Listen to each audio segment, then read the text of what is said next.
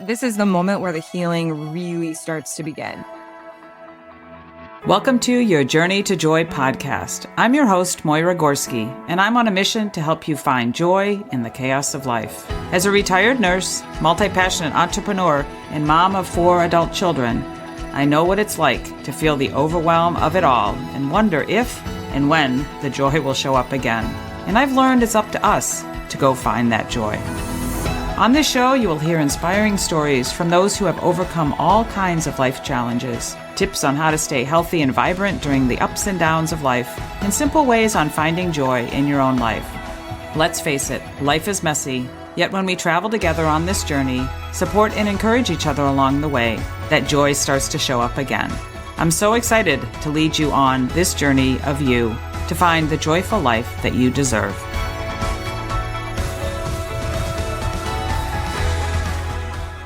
Well, welcome to another episode of the podcast. I'm your host, Moira Gorski. Thank you for coming back to listen. Thank you for sharing and all of the kind words that you share about this podcast and how much it feeds you and you love it. And I love all of those comments and that feedback. Today, again, as I always say, is one of my favorite days. I love to interview guests and talk with other people. If you didn't know that already about me, and if you didn't know this already, it's just been about a year that I was diagnosed with. A year ago, I was diagnosed with breast cancer and have been on quite a journey since then. And really, I sat in my meditation this morning in my quiet time, just being grateful.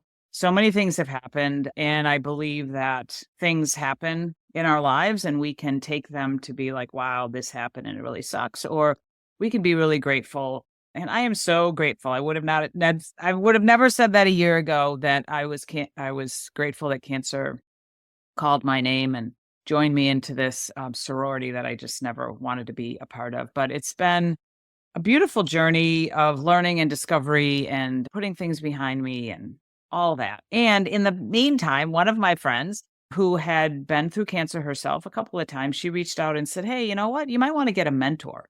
And I didn't really know what that meant. But she said that there was this organization that offered mentors and maybe I might want to reach out. So I did. And I met Sarah Hall, who is on my show today. And she is the vice president of marketing, or vice president for this nonprofit that we'll hear about today. And she was the person to reach out to. And I just still giggle when I gave her info about me and shared about me. And she said, because she's the one to reach out to find mentors. And she goes, oh, I think I'm going to keep you for myself. So we've developed a nice relationship and just a nice supportive, person that's gone through cancer. She went through cancer 6 years ago. She was a young mom, and we're going to hear her story. But before I continue to talk any further, thank you for being with me today, Sarah. I'm really honored that you are here with me today. Yes, thank you for having me. Yeah. So let's start with your story, as I do with everyone. Again, I am reminded each day as I listen to different podcasts and hear different statistics, this cancer is calling people's names younger, and younger. And I was astounded when I heard part of your story about just how young you were and having little kids and things like that. Cancer is just coming into this world at such a rapid rate. So let's start with your story of how you entered that world and just share as much or as little as you want to, just as a place for us to start and talk about. So I found my lump when I was about 30 weeks pregnant with my second daughter. We knew we only wanted 2 kids. So that was sort of a blessing that it happened with the second one, but I didn't think much of it. I thought it was lactational changes. And it was about a week later, I had some blood discharge coming out of my nipple and thought that's a little weird and funny, and sort of God, I think, puts you in the places where you're meant to be. And I happened to be working with midwives at the time who I felt very comfortable talking with about my health, and they were actually going to be the ones to help me deliver and did help me deliver, but they immediately were like, this isn't normal. So I ended up with my first mammogram and my first, last and ever breast biopsy just 4 short days later, actually on Valentine's Day in 2018, when I was 32 weeks pregnant. So yeah, and things happened really, really fast after that. I remember, or my lack of memory, you sort of go into this trauma state once you actually hear that you have cancer. I sort of lost the time between when I was diagnosed and when I delivered her at 35 weeks. I delivered a normal, healthy baby girl who didn't get any NICU time, which was great. But then 2 weeks later, I had a single mastectomy on my cancer side. And the reason why I chose single, and this is sort of like a really big part of my story, is because the most traumatizing part to me was hearing that there was a possibility I was never going to be able to breastfeed. And so Mhm. so that was hard, and that was a big factor within my decision making, but it was probably the most hardest because I had to advocate for myself with the doctors. The doctors were like, "Why would you do this? You wouldn't you much rather make a decision that didn't involve the breastfeeding or I they knew I wanted to do a prophylactic on the other side. So at some point they're like, well, this is going to create more surgeries, yada, yada. So I had a lot of pushback from multiple doctors, my breast surgeon and my plastic surgeon. But ultimately, I did it. I didn't end up being stage 0. I ended up being stage 1, which meant I needed chemo. And it was a pretty aggressive cancer per my oncotype.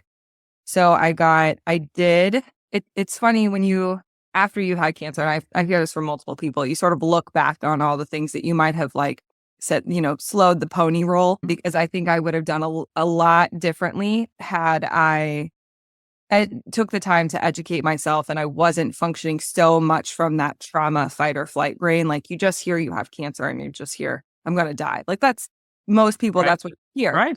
Yeah. And my stage was an early stage. I didn't have any lymph node involvement. I did have a high oncotype score, which for anybody who doesn't know, it's just an additional test they do on your tumor to basically rate the aggressiveness of it. And they make a lot of your treatment decisions based on that oncotype score, and myself included. And so I was a hormone positive cancer. So I did move forward with 4 rounds of chemo. I did decline radiation because there was just some part of my gut feeling. I think I had been in it long enough to be like, I had talked to enough providers to get this gut feeling about what was being presented to me, and knowing that it was Mhm. on my heart side and that I was going to have to hold my breath to move my heart out of the way, and that it was going to possibly ruin my reconstruction and possibly cause heart damage in the future. I was like, for the 1 or 2%, it didn't make sense for me. So, and not everybody has that sort of thought process. And some people want to do everything they can, and there's absolutely zero judgment, but it just didn't seem right for me. And so I declined radiation and then moved into, once I was done with chemo, did a prophylactic mastectomy on the other side. So I did have a double mastectomy because I knew in my brain that the anxiety of ever having to go back and do another mammogram was just going to probably put me under. And there was also something about my OCD and being like equal on both sides. Just Yeah.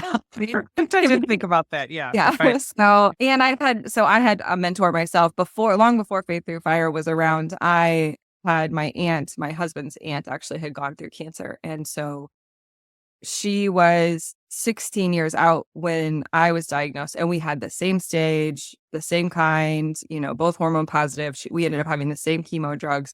And she was really there to help guide me. And there was a lot of things where she's like, if I had it to do differently, I would have chosen this, or I'd have done this, and here's what to expect. And it was really, really helpful. But one of the things she said was that she had always wished that she had chosen different surgeries. And so I think that played a big factor within my choices too. So having a mentor, while our purpose is not to give you any medical advice, I think sometimes it's nice to have the perspective of somebody who can look back and say, this is what I've done. I might do it differently, but or I might not. I feel really confident in my decision, and just so you can weigh all your options, because like I said, when you're in that fight or flight trauma brain, just making a decision about what clothes you're going to wear sometimes feels really hard, but choosing something that you are going to have to like look at and accept for the rest of your life can be really daunting. Well, and I want to stay there for a little bit because I remember that day. I mean, we live now very close to the hospital where I got the news of my cancer. I remember going outside and sitting on some brick wall and just crying and crying and calling a couple of people who didn't answer the phone. And I was like in such a like, what the heck just happened? And with what I started to, well, and so many people are touched with cancer. And so when you share that with others, and for a while, I didn't share because I just was like, Yeah. you are in this shock and you're like, okay, I don't want like all of it. Like, I don't even know how to process this myself. And then I'm going to hear from others that are like, oh, my mom and my sister and me, and like, oh, you should do this. And like, okay, wait a minute. And so, but as I shared with others, again, I heard from other people and here, why don't you talk to my friend? They went through this. And, you know, and I just, and I heard on a podcast from Dr. Jen Simmons, she said, you have time. I mean, I absolutely love her and was so blessed to be led to her. But like, you have time. You have to, unless you have an inflammatory, aggressive, on and on, like you have time to educate yourself. And that's what one of the messages I want people to hear is that you do have time to take a breath. And yes, it is hugely impactful, in a negative way a lot of times, but you have time to just slow down, look into things, and also like follow your gut. I mean, Yeah. that's really what I did. Like, I have books over there on my bookshelf that, like, people are like, "Oh, should read this," and I ordered that, and read this, and I would pick it up even sometimes this one book, and I was like, "I don't know if this is me." I put it aside. Like, it's just or again, choosing treatment or choosing and the message is like, it's your choice. There's so many different types, and there's oncotypes, and there's this and the all of this kind of stuff. And I had people who presented just like me that had, they had a full mastectomy.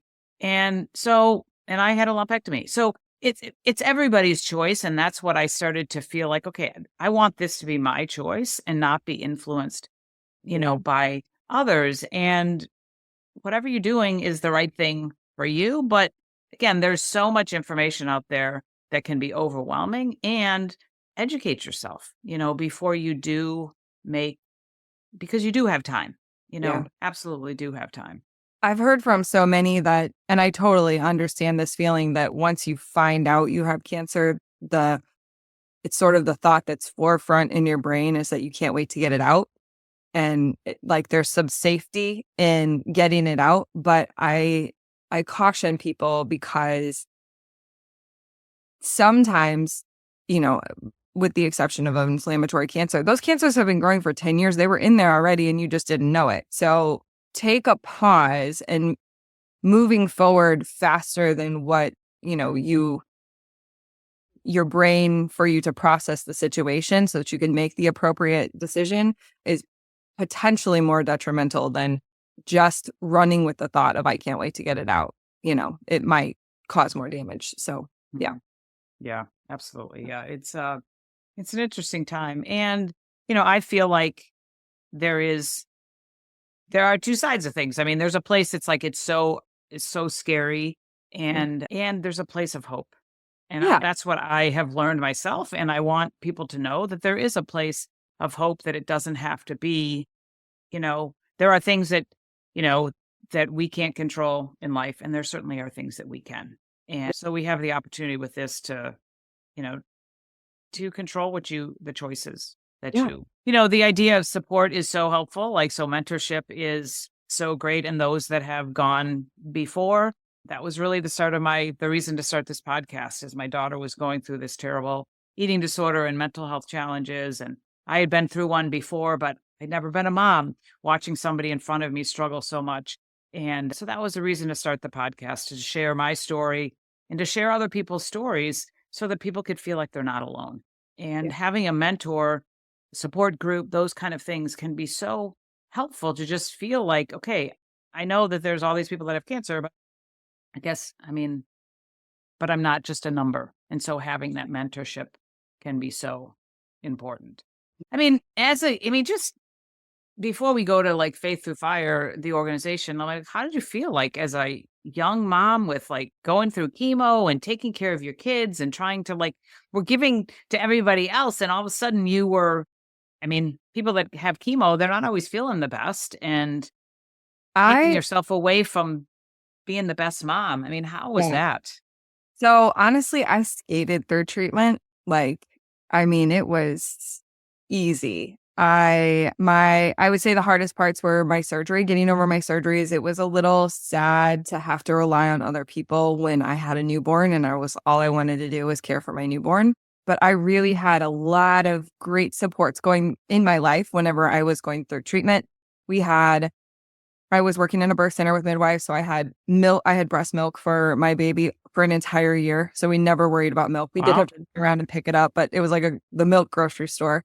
And Eric's fire department stepped in and they covered his shifts. There was really, when I was in treatment, it was almost like, and chemo really never took me out. I mean, it made me really tired, but it didn't really ever, I would say that there was never a day where I was like, can't get off the couch. I could always get up and do something. But that's sort of my personality, like pick myself up by the bootstraps kind of person. Where I struggled and when I hit the wall was about a month and a half, 3 months after chemo finished. So theoretically, when everybody else saw me ring the bell and they're like, oh, she's done, I hit the wall emotionally. And we see it so much in the nonprofit. It's this type A personality, which I'm very much type A. I'm a list person. I'm a get it done. Like I've got my mind on something. I'm goals oriented. And when you don't slow down to process those things, it's going to catch up with you at some point. For some people, it almost like holds off until like a year or 2 years after treatment. For me, it hit immediately. So it was about a month and a half or 3 months after treatment. I can't really remember. And I was struggling with insomnia. I couldn't sleep at night. Every night about 3 o'clock in the morning, I would wake up and I would just lay there with my eyes open. My brain was fully awake. I was having every dark thought under the sun, including the all the way full dark ones. And I was thinking about how much my life insurance was and how they could pay off my debt and, well, our debt. And I mean, I was slightly sad about my kids me not being there for the rest of their lives, but also thinking about how my husband would date other people. Like, I mean, it was just That's a lot. it was I had all the thoughts and I do just remember feeling very alone. So to your point, like sharing the struggles, I just was like, this just must be what life is. And my work, the midwives that I worked with, they hosted sort of an intervention for me. It was like, guys, we're going to come together as a team and talk about, it was a very small office and it probably wasn't even meant to be like, hey, let's plan an intervention for Sarah, but it seemed like it. And we had dinner and I just remember them saying, you're not yourself. Your bubbly personality is like, we don't know where it went. And I was thinking the same thing. I want to know where I went to. I felt like I was watching my life happen instead of participating in life, which again, we hear all the time. We hear people want to change careers. They no longer feel like a passion for their work. We hear like their relationships no longer fit them anymore. Or I show up at things that I used to enjoy and now I don't enjoy them. And so and I always say it's like, this is the moment where the healing really starts to begin. Like chemo took care of your cancer. Yeah, maybe not. Okay. So your treatment took care of your cancer, but this is the muck of the healing. And if you don't ever really hit the wall, I often wonder, like, are you just going to be the same person, after cancer? And you went through a similar thing. Like you realized you had to do something different. And I'm grateful for that team of people that was around me at that time saying something to me, because I think I would have continued to carry on with insomnia, wondering what's going on, being alone. And I had people, even my husband, I would say I can't sleep at night and I keep having these dark thoughts, but then we weren't really doing anything about it because I don't think that we were equipped to know what to do with it. But it was when they said something, I was like, okay, I got to figure something out. And I read a book.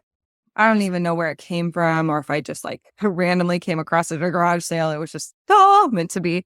But it was Sarah Gottfried. And mind you, I was a relatively healthy person. I love working out. I'm a supplements person, but I don't think I was to the degree I am now, but I would have considered myself a healthy person at the time, a healthy person for a mom of young children. And I read her book and it was about, it was the 21-day hormone reset diet. And as she really, it talked about, how each food, sets of foods, kinds of foods sort of like have this impact on your on your hormones. And I was like, well, I mean, I had a hormone cancer, like it sort of connected for me. Maybe I'll give this 21 days. I mean, what's it going to hurt? Like, it's not going to hurt me. And so for each 3 days, you cut out something new and you keep it for the rest of the 21 days. And there's a very specific order and it's very prescriptive. So I did it. And I remember after, I want to say like day 6, the insomnia went away. And then like, by day 10, I wasn't having dark thoughts and I was feeling a little bit more inside my body. And by the end of the 21 days, oh, and now mind you, I was not the cancer patient who was like really skinny because they were on chemo. I was the cancer patient who craved carbs. So like the steroids did not work for me. So I had put on some extra pounds. So even looking at myself without hair, I mean, that was a whole nother dissociative thing that really got me into therapy. But I had dropped a couple pounds. I was feeling light years better. And I was like, there's something to this. And so then I found my first functional medicine. I remember just having the conversation with my husband, like, hey, I'm going to go spend $300, not covered by insurance on an appointment. Like, and that it's a very expensive route to go down because you end up supplements and liver cleanses and all this stuff. So, I mean, it was the first conversation of many. And now I'm like, this is what I'm doing. And he's like, okay, yeah, it is what it is. So there was something to the healing power of food and the choices that we made. And, really, I have continued down that journey. I've read most of Dr. Mark Hyman's books. He's one of my major gurus. I was always into protein, but now I got more into clean protein and making sure that our meats were, sourced from ethical and organic places and our vegetables. But walking the path of trying to figure out what will work for your family, but also be financially, responsible it's taken as many years as has been since I've had cancer. So we're still figuring it out and we're still constantly making adjustments. But I think now it's just a little bit more normalized within our family. The conversation isn't quite as hard when I say I'm going to go spend this money on a test because it took me up until I think last year for me to finally get my immune system numbers back to a normal range. For a long time I had 2, and I can't remember if it's like monocytes or lymphocytes, but they were reversed, and that has a big huge impact on your immune system. And I was just making little tweaks, little adjustments, and then I'd get bloat. And I mean, it was constantly like I was chasing my health tail. And I asked myself, what was I doing? Was I healing from the treatments that I chose? Or was I healing from, what got me to cancer? And you'll never know. And I don't think that it even really matters. The fact is that you just are going down the path. And sometimes our society in general just wants to do a really quick fix because that will take the symptoms away. But really, I sort of lean into symptoms now because it's telling me something. And I think before I wouldn't necessarily do that. So it was a good lesson. There's so many things within cancer that I call a good lesson. I never would have given myself the opportunity. I've always been a long hair person. I would never given myself the opportunity to have short hair. And I would have never, made a lot of the choices that I made that I was sort of forced to because of cancer. And I think now I take my health much more seriously than I did before. And even more so for my kids. I talk to them about the products they're putting in and on their body and the importance of them. And my daughter has like a little iPod and she's got yucca on there. So she's constantly looking, and I feel bad for her friends because I'm sure her friends are like, I don't want to hear about how bad my skincare. Right. Right. Brought to you by Gorski Wellness and the possibility of a better you. Are you feeling sluggish? Ready for a change? Need more energy? Up for a bigger challenge? I'm Moira Gorski, retired nurse and wellness advocate. For over 22 years, I've been helping people live healthier lives while making small changes each and every day. Those small changes lead my clients to living a healthier lifestyle with markedly better health. As a brand ambassador for the Shaklee Corporation, the most clinically proven wellness company in the world, I guide my clients to make healthier choices each day with their food, supplements, skincare, workouts, and mindset. They say getting started is half the battle. Let's make healthy happen together. If you're ready for simple, natural, sustainable solutions to feeling and looking your best, let's connect. You'll find a link in the show notes or reach out to me at moiragorski.com. Here's to a better you. But, again, it's very important, like so many things, everything you said, but, that idea that like allopathic medicine is like, okay, let's take care of it. Like you have a tumor, let's get rid of it. You have a broken leg, let's fix it. You have let's just cut it out. And really what we have both learned is that there's more to healing than just removing a symptom or removing a tumor. And you as me, like I was pretty healthy, I thought. And I was, to comparison to many others out there.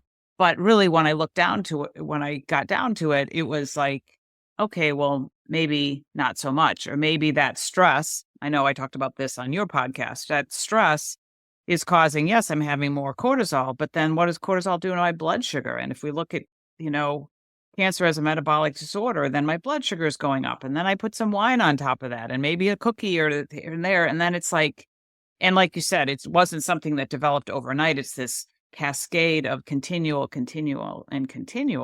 But again, to that healing point, because again, I'm a year out and I feel great. And there's always, it takes a while because, the things that cause this and the emotional disruption and the stress and things like that and the trauma and all that, like I'm not going to be able to heal that in a year. I've gotten past a lot of it, but then something else comes up and then something else comes up. And it's, even my husband and I were talking about something with him and his healing.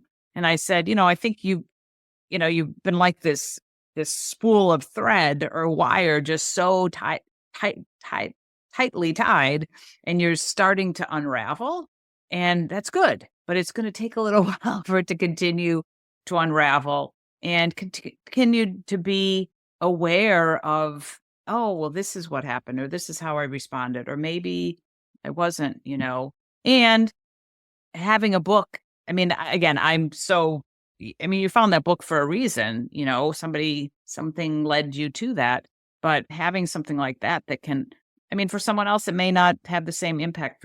For you, it had a great impact, and it was a great learning to figure that out. And as I tell people, even in my wellness business, it's not about the fact that you can't sleep. Okay, you can't sleep, but let's talk about what else is going on, right? Is there stress, trauma? Are you not eating enough? Are you not hydrated enough? Like all of those things are underneath it all to help, and if you start to take a look at those kind of things, then maybe your insomnia, can go away.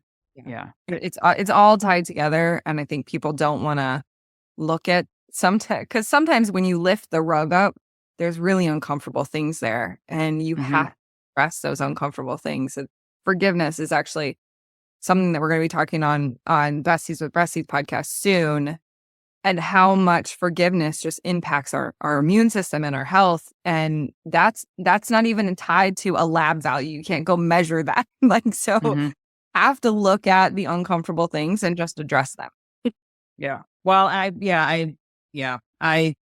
love your podcast and I listen to it, so I can't wait to hear the things that you share. But, I totally agree with that. And again, I'm fascinated to hear what you have to say about, like, again, the forgiveness and the impact on your health. And just very,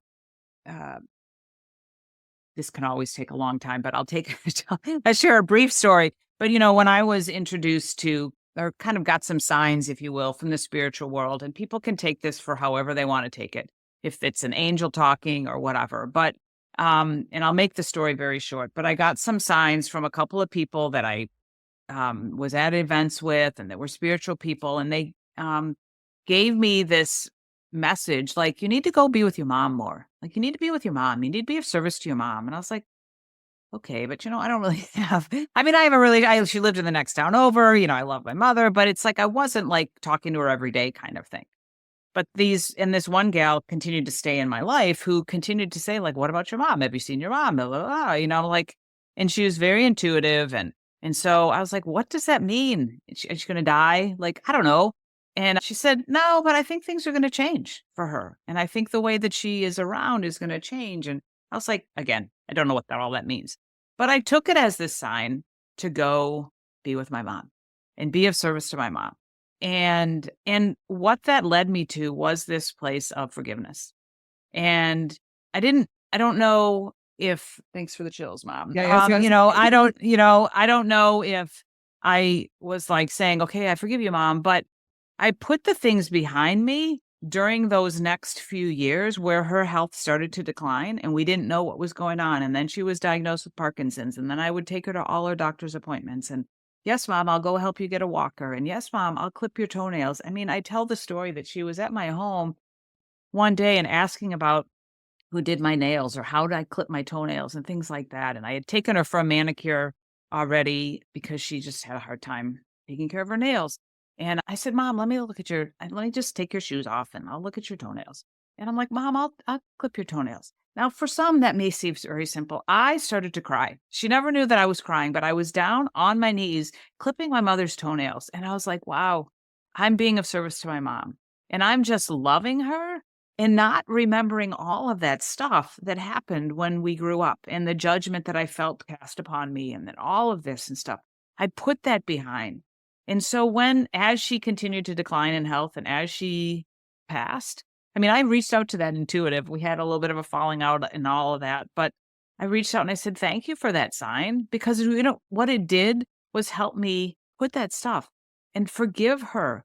And people say, well, what about my mom? What about your mom? I'm like, it doesn't matter about my mom, because forgiveness is not about the other person. It's about us. And when I talk about my mom, she sends me chills every once in a while, if you believe in that stuff, but it helped it end well. And I was able to forgive her and love her and honor her on the day of her funeral. And if you want to listen to it, I even recorded it for a podcast because I wanted those words spoken out again and saved, because I was able to honor her, because I was able to forgive her and put that stuff behind. And that is so, so powerful that I want people to hear. And, I'm so glad you brought it up, because forgiveness isn't about the other person. It's about us. But those sting, like I tell people, I go, when I talk about mom, it doesn't have the same sting. Well, those stings are like traumas in your body, right? That cause issues in our bodies. Yeah. I mean, just notice how you feel when you have somebody who you feel like has wronged you, and how you feel when you talk about that. Like, if that doesn't just isn't a telltale sign of what it's like to not heal something that's an ouch, or something that you're having a hard time forgiving, then that's living in your body somewhere. So just, and it's not, you don't have to go, oh my gosh, I forgive them, because that's not really forgiveness. You need to really get right with what it is, what it was, and then what you want it to be moving forward. Right. Yeah. And yeah, that was kind of the thing. It was like, okay, go be of service to your mom, like be loving to my mother. And that was my act of forgiveness to her. Like, even though she was still accusing me of cleaning out her good dishes before she died, she even said that. I was like, oh my God, I'm not cleaning out your apartment just yet. But anyway, so let's talk about, yeah, I mean, it's an interesting thing. And again, I love her. And I can say that again with a lot of loving feeling now. I didn't do that for so many years of my life. I mean, I did, even honor her with a couple of things and said to her when she was alive. And I remember one Thanksgiving, she's like, because I said something to them and to my parents, and she goes, wow, that's one of the nicest gifts I've ever gotten. And it was just a word of appreciating, them and stuff like that. And I remember my mom saying that. She goes, wow, what a nice gift this Thanksgiving. I was like, yeah. So, and I hear so many people say, well, what about them? What about them? And do they do this? And I'm like, it doesn't matter, right? We live in this world of codependency and whatever the other person is saying. And it depends on how we do and all of that crap. So anyway, so let's talk about, again, Faith Through Fire and your wonderfully informative and funny podcast that you guys have. So, because it's just great work that you guys do. Well, thank you. Yeah. So the whole organization was started in 2019 by Beth Wilmus out of Wentzville, which is just right outside of St. Louis. She realized through her journey that there was this whole emotional, spiritual component of her healing that was missing from the care that she was receiving from her doctors and her providers. So she came up with the mentor program, and it was very simple from the beginning. Just it was all based on text message, because in that moment you've already got a lot going on. The last thing you need to do is like have another coffee date or like try to, make a friend out of nothing. And not all mentee mentor relationships really come out with this like massive friendship. Some do, which is great. But you're really just meant to be there to be that point of support in the moments where they're like spiraling out, or, keep waking up at 3 o'clock in the morning, so that you can validate and support them. So she started with a handful of mentors. I was one of those mentors and couldn't wait. I remember going to her launch breakfast and she was talking about it. And I was like, yes, like this is so right. This is so needed. Couldn't wait to become a mentor with her. And then her and I just sort of struck up a friendship. We realized that some of the things that she doesn't like to do, I really like to do, and vice versa. And we kicked off the podcast in 2020. So she launched right before basically the pandemic happened. And we realized that a lot of the struggles that we were seeing were people going into this journey by themselves. And they were sad that they couldn't bring their caregiver to chemo, or they couldn't bring their husband to surgery. And they started doing a lot of surgeries outpatient, which before was not the case. And there was a lot of fear around it. We had a few women who are loving the heck out of it, but there was a lot of people who just had a lot of fear around it. So we launched the podcast to just give validation for the experience, and sort of, if you start from the very first episode, we walk you through treatment. So it's like getting diagnosed, picking your provider, like how to tell your kids, how to tell your family, when to tell your family. And it was, we give you both sides. So obviously we tell our story, Beth and I do, but it's there to be a resource to give you thoughts. Like, how should I tell my family? How should I tell my kids? And that's a really interesting point they made about lymphedema. And I really want to make sure I ask my provider about that. So I think one of our most popular series that we have is about my fallout episode, talking about, my dark thoughts. And I go way more into detail, probably too graphically, and I hope I don't scare anybody, but is the few episodes that we have on hysterectomies. We see a lot of young women, especially the hormone positive or BRCA positive. And BRCA I know is a little bit of a different category, but that are just being offered total hysterectomies, like, oh, this will make your life easier. And we just want to make sure that everybody goes in very informed, because we had a few people on, even the person that we had on who was like, I'd like to talk about it because I had a positive experience. So we presented both sides of the case. Even when she got on, there was like question. So like, did you really have a positive experience? Were you really sure about what was going to happen to you mentally? So we've had people listen and say, I'm so glad I listened, because then I was able to go in and ask the right questions. And I feel prepared now that I am still having it done, but I feel prepared. I've got my team on board, and I know, who to go to if I struggle. So that was, we put all that out in there, and we've continued, and we've actually done a medical skepticism series, which was a little controversial. We actually had Dr. Simmons on talking about mammograms, and we've had a lot of really great guests on who were talking about just questioning the medical system in general and treatment. And so what I like to say is that we appeal to all stages, ages, brain ideas about the medical healthcare system. We want to present this in a way that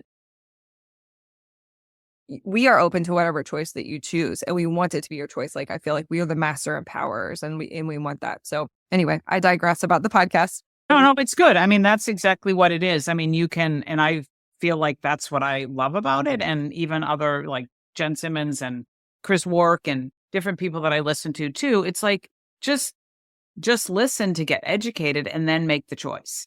And that's what I feel like you do in a very kind of, short manner. I love the fact that they're like, 30 minutes long, and you're like, you're done, but it gives you that info that you need to think. And that's what, like I said in the beginning, like, educate yourself. And so, I mean, I listen to those medical skepticism ones, and I mean, I'm a nurse, so I get like, people are like, but I get it.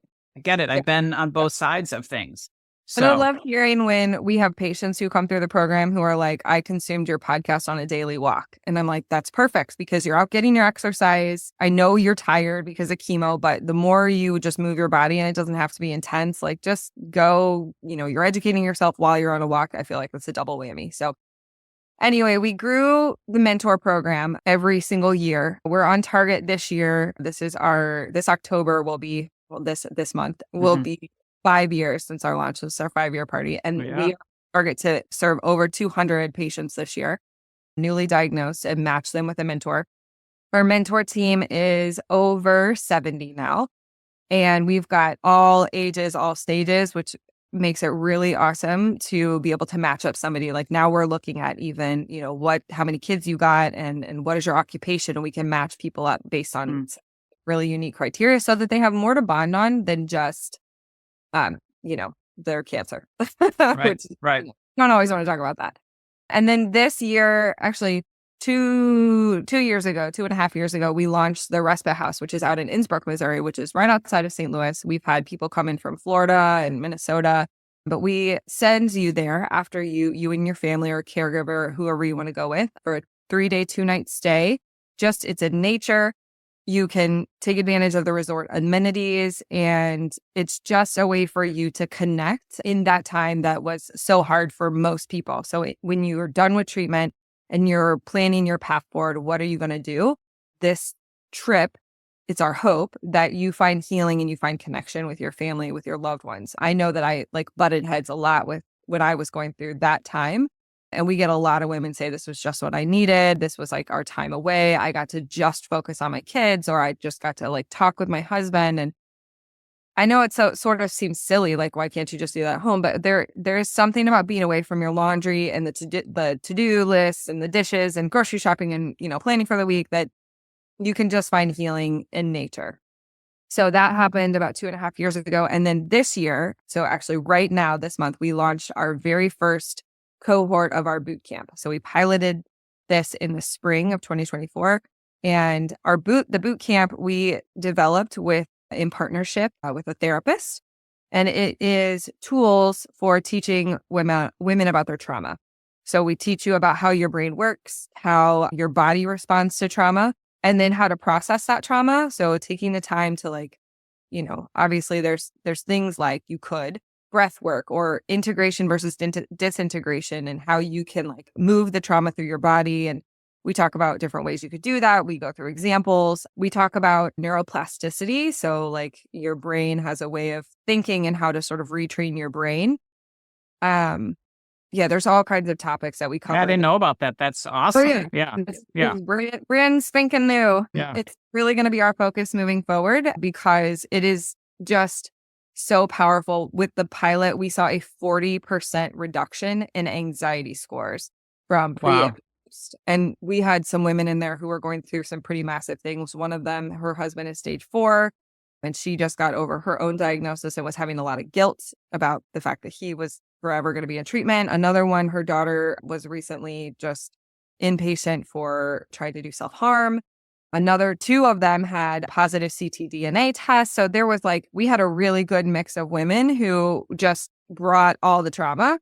And when we give them the tools and we talk about it and we create this community, what's really cool is since that first pilot, they've connected with each other and they want to get together with each other and they want to talk about it. And that is so much part of the healing, is that you circle the wagons. We're not meant to do things alone. We're meant to do things with other people. And that doesn't mean that if you're the type of person that sort of recharges alone, I have those moments too. Totally fine. But there is just so much power in connection and healing. So how long is that boot camp that you're doing? So it's a 12-week boot camp, but we have 3 different ways to participate. So the first way is in person. So you meet every other week for 12 weeks. So 6 meetings. And then we post the videos online with the content again. So you can consume the content again outside of the meetings, or there is an option where it's again 12 weeks and you meet every other week on Zoom. And we post the content and then you talk about it on an hour-long Zoom. So you come together every other week. And then there's the self-guided, which there is no community meeting, which does miss out on that part of it. But you can consume the content videos at your pace. Yeah, that's awesome. I didn't know about that, like I said, and that's really great because again, we need those tools in our tool belt, and I'm so grateful that you're teaching those. I want to learn more about that. But that idea of respite too, I went away just right before Thanksgiving last year for a couple of days. I reached out to a friend who had a couple houses in Michigan, and one of them was a farmhouse that she just kind of did events at. And I asked her if I could go and stay there. And she said yes. And so I just went by myself, though. I took all my food. It was kind of dreary. I never left the house except to go outside and walk around and hug the trees and things like that. Had a massage therapist come in and, give me a beautiful massage. I know it was lovely. Lovely. And I was like, it's coming up to Thanksgiving. And I'm like, because, I should do that. I think everybody should do that like once a year. I love the idea of going away with your family, but I loved going away by myself because, as a therapist said to my daughter one time, everywhere you go, there you are. And you can't, avoid yourself when you're with yourself. And so I went to this home and it was like a spiritual shop as well as, a place to stay. So I had books and candles and oracle cards and like all kinds of stuff that I'm like, okay, let's go. And I just spent the time with me and journaled and cried and meditated. And it was just such, I can't say enough about that. I think it's wonderful what you're providing there. And it's what we need to get away from the noise and connect with yourself and or connect with who you bring with. Yeah. We have people cancel sometimes because their caregivers can't go. And I always like kind of chuckle going, that would be like I would be thankful. Right. Just go yourself. Oh yeah. It was read my book and no one will bother me. Done. I know it's weird. It's weird. I mean, like a mom of 4, when have I ever been by myself? Like, I don't think ever. And it was very kind of weird when I first started. I'm like, what am I supposed to do? Like, but it was lovely and healing. I mean, she had a beautiful bathtub and I took a bath and like, oh my gosh, it was so lovely. Yeah. So yeah, right. Except for the really important stuff with, again, being with yourself and dealing with those feelings that are coming up and and one of the big things, a couple of big things that came out of those couple of days was to sell the house, which, we, sold the house. Like it's time to put that stuff behind us. It served its purpose. But it was also this realization, like, where is the cancer in my life? Like, where is the cancer in my life? Not just in my body, but where is it in my life? That came out so clearly. And it was then this start of like, okay, yeah, where is it? Where are those relationships or the things that I'm doing or the apologies that I'm waiting, it's waiting. I'm waiting to get the apologies. I'm waiting for this. Like, that stuff is just like, whatever. Like, so again, that time alone can be just so beautiful and helpful. And again, the fact that you guys are providing that and showing women the way is great. And I looked at the clock and like, we got to wrap this up. I know we could chat for so long, but I'm just so grateful to have been connected with you again for my own healing, for my own, just journey that I stepped into that I didn't really want to be on, but couldn't do anything about it except to embrace it. And so just love what you guys do. Love that you have been helpful for me. And really hope that this podcast is helpful for those that hear it to know that they aren't alone and there are resources and it's your choice and things like that. So I really, really appreciate you and Beth. And, I'll put the links to your podcast in the show notes, but listen to the Besties with Breasties. It's just such a fun podcast. And then they do these things, Boobs in the News, that you can go and listen to that. It's like a little commercial, but it's like these funny stories that I don't know where you find them, but they're so hilarious. So as we wrap up today, Sarah, any last words that you want our audience to hear that you haven't shared so far, just as we wrap things up? And then and again, I'll put things in show notes, but let us know where we can find you as well. Yeah. So you can find us at faiththroughfire.org and we are on most of the major socials. We're not on X or Twitter, whatever it is. Twitter. We're on Facebook and Instagram and LinkedIn.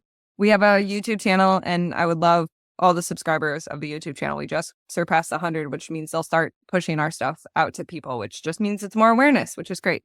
And then what I'll leave you with, this is what I end most all of my yoga classes with, is you cannot control everything that happens around you, but you can control how you respond on the inside. And that is where the real work and the real healing is. So, yeah, beautiful. Thank you, Sarah. Yep. Thank you so much for being here. Thank you for everything. And thank you, listeners. Please do share this. Again, there are so many that if you just stop and and pause. There's so many in your life that have been impacted by cancer. And so we're here to offer the hope and some education and some levity to all of that. And so again, thanks for listening. Thanks for sharing. We'll catch you next time.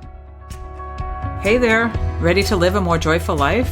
Considering connecting with someone who can help you? If so, I'd like to be that person. I offer a free consultation where we determine where the chaos is in your life and how you can learn to bring more joy each and every day. Visit my website, moiragorski.com, or simply email me, moira@moiragorski.com, with more joy in the subject line. I look forward to connecting, and I'm here to say there will always be some chaos, which requires a little juggling, but you can find joy and live your life intentionally filled with that joy. Let me help you on your journey to joy. And that's joy, the journey of you.